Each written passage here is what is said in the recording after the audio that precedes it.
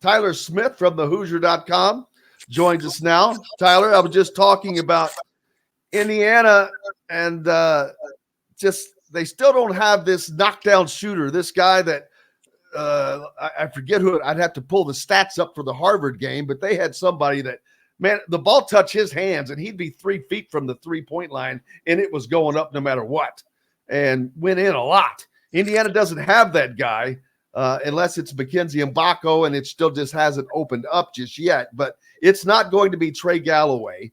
Anthony Leal got a few minutes. I don't know how much.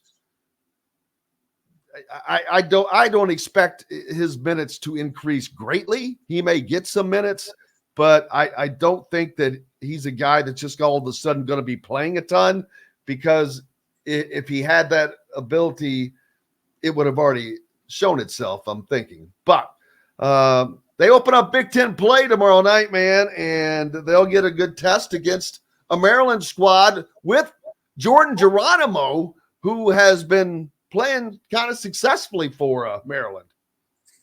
Yeah, he's averaging about 20 minutes a game, 7 points, 4 rebounds. Still not shooting the three that well, but he's doing a lot of good things for him. Now, see, if he would have done that at Indiana, he'd still be at Indiana probably. But why is he not at Indiana? That's the question. Why did he leave? He obviously was, I'm going to guess, led to believe there's probably not going to be as many minutes for you. And I think that if that were the case, that's a mistake by this coaching staff. Yeah, it's really hard to say. I think every transfer portal case can be different. So for him, going closer to home, maybe just being like a situation where he just wanted a change of scenery. He obviously may have seen some of the guys coming in that play his position. So it's very possible the coaching staff talked about, a starting spot's not guaranteed for you. And that's what he was maybe expecting by the time Trace and Race were gone. So not really sure what happened there, but glad he's doing well. Maryland, be good to see him at Assembly Hall tomorrow. Well, let's talk about Maryland. Not the start that any of us expected for them to have. Last year, they won a ton of games at home, could not win on the road. So I don't know if that has still carried over for them, and that would be beneficial to Indiana, obviously, since this game will be at the Simon Scott Assembly Hall on Friday evening. But what should the Peeps be looking for in this game? This is a really intriguing matchup because both teams, have these expectations to hopefully at least, still be in the NCAA tournament. Both off to, okay starts, nothing great. I saw ESPN Analytics gives IU about a 64% chance to win the game. I saw on KenPom, it's Maryland's 58, Indiana 72. But as you mentioned, Indiana's home, so you maybe give them the slight edge. But Maryland is experienced. They brought, 3 guys back that all averaged double figures for a team that was an 8 seed in the tourney last year. So they got, Reese has been a guy that's, 15 points and 10 boards a game. They got a couple shooters. Defense has been pretty decent for them so far. So I think it's going to be one of those grinded out games. Hoosiers have an opportunity here to really start off the conference season 2-0. I don't think any game is going to be easy for this group, but when you have that opportunity, Maryland at home, Michigan on the road, good chance to have a good start. If they go 1-1, not the end of the world. They'll be okay. They can work with that, but we really like to go 2-0. If they go 0-2, that's going to be a problem. Well, not only will it be a problem because they also have games coming up home against Kansas, but on the road against Auburn. While it's not a home game for Auburn, it's being played in Atlanta, so close enough, I would say, for that. But this is a tough stretch for Indiana. They could come out of this 1-4, or if you want to count the Harvard game, 2-4, whatever the numbers are. But this is a tough stretch, and if Kansas is going to be a tough game. I'm not going to lie to you. That's going to be a tough one to get, even though it's at home. If they could get that game, well, that would quite possibly change the trajectory. It would definitely help Indiana and their resume for the NCAA tournament, because I think this is going to be an up and down year for Indiana on the road in the Big Ten. For sure.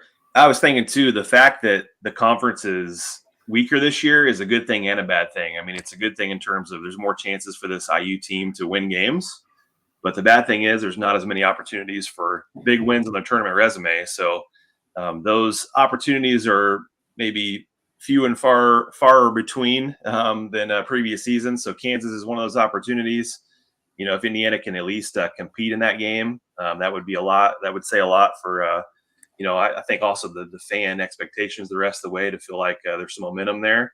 If Kansas comes in and you know blows them out of the water on their home floor, that's not going to be great. But these couple games first, before that even happens, really big, as you mentioned, for how tough the schedule gets, but also for if you want to have any chance to be even middle of the pack of the conference, you really need to rack up some wins early and often.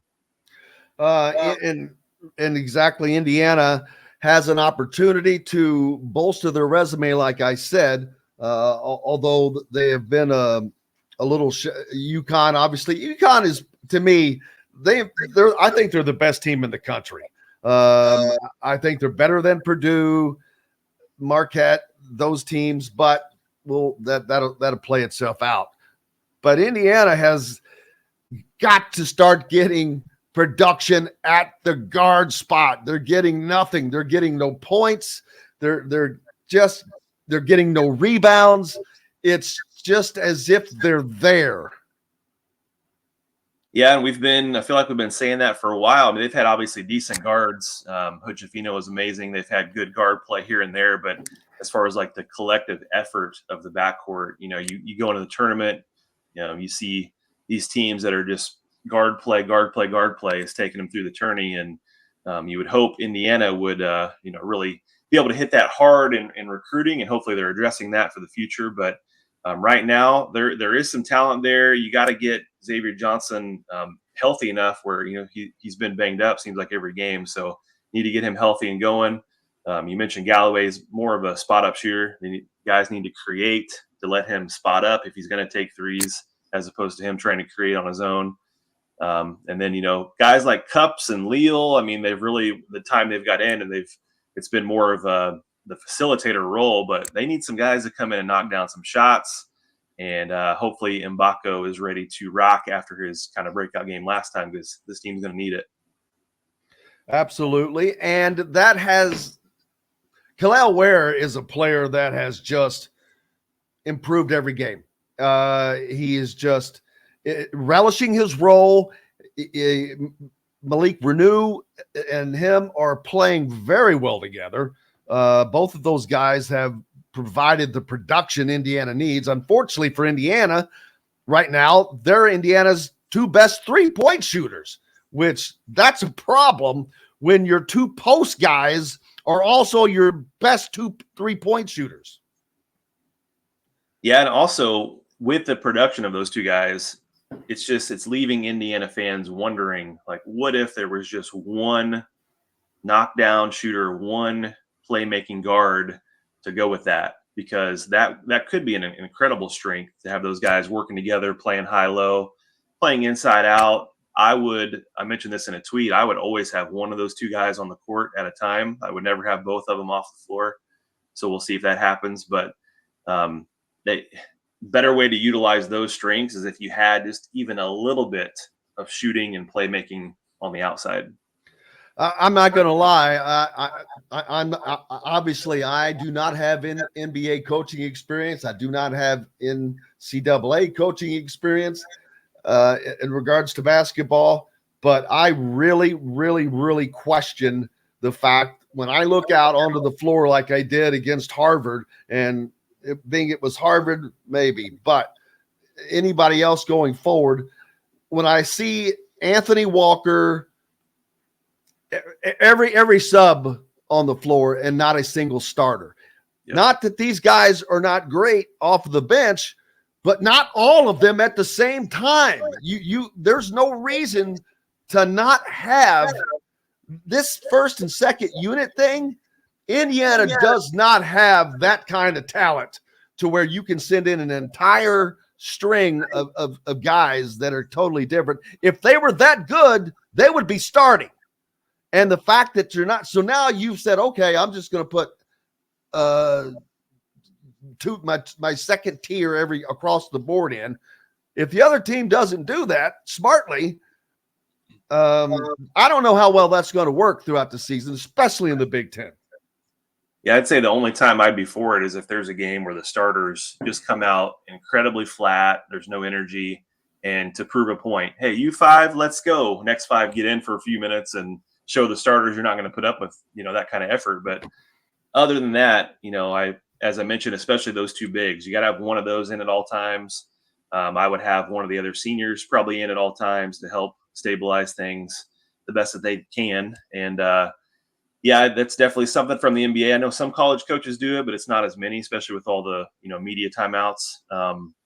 Yeah, I wouldn't go with the full second unit. I'd try to mix and match combinations, and especially in that Harvard game, it was with only 6 or 7 minutes into the game. It was the all second unit, and there had already been a timeout and a media timeout. So guys can't be that tired. You got to keep them on the court. Absolutely. And so with Maryland coming in, what are you expecting in this game? I'm expecting a back and forth, nail biting kind of game that we've, grown accustomed to all season long, except for UConn, which the second half got away. But, the good thing for IU is they have had some resiliency against, some of these teams like Louisville and Harvard. So if they do get behind, if it's not a pretty game, they should have the confidence to be able to make the plays.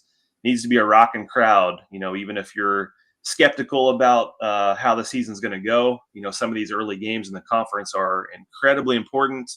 And if it's a rocking atmosphere, and as you mentioned, Maryland struggles on the road last year, it would be big for Indiana to get a win. I think they're going to get it done, but I think it's going to be one of those really close, really scary kind of games. And hopefully guys like Mbako take last game and use that to move forward